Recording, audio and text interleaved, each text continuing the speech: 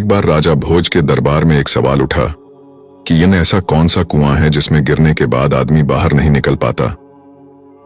इस प्रश्न का उत्तर कोई नहीं दे पाया। आखिर में राजा भोज ने राज पंडित से कहा कि इस प्रश्न का उत्तर 7 दिनों के अंदर लेकर आओ, वरना आपको अभी तक जो इनाम धन आदि दिया गया है वापस ले लिए जाएंगे तथा इस नगरी को छोड़कर दूसरी जगह जाना होगा। 6 दिन बीत चुके थे। राज पंडित को जवाब नहीं मिला था। निराश होकर वह जंगल की तरफ गया। वहां उसकी भेंट एक गडरिये से हुई।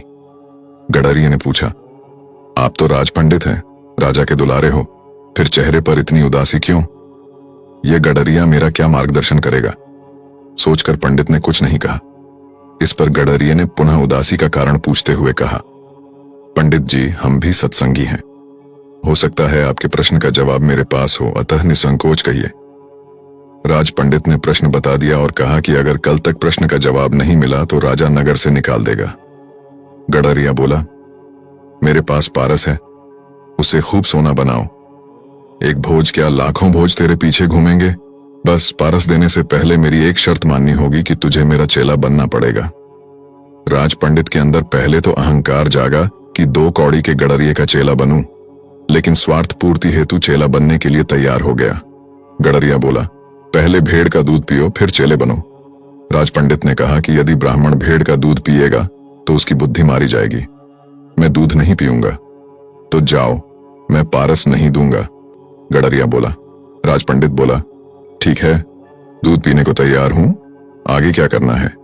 गडरिया बोला, अब तो पहले मैं दूध को झूठा करूंगा, फिर तुम्हें पीना पड़ेगा। राज पंडित ने कहा, तू तो हद करता है, ब्राह्मण को झूठा पिलाएगा? तो जाओ। गडरिया बोला। राज पंडित बोला, मैं तैयार हूं झूठा दूध पीने को। गडरिया बोला।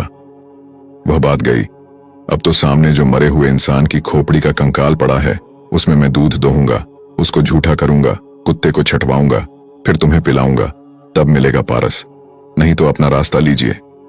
राज पंडित ने खूब विचार कर कहा, है तो बड़ा कठिन, लेकिन मैं तैयार हूं।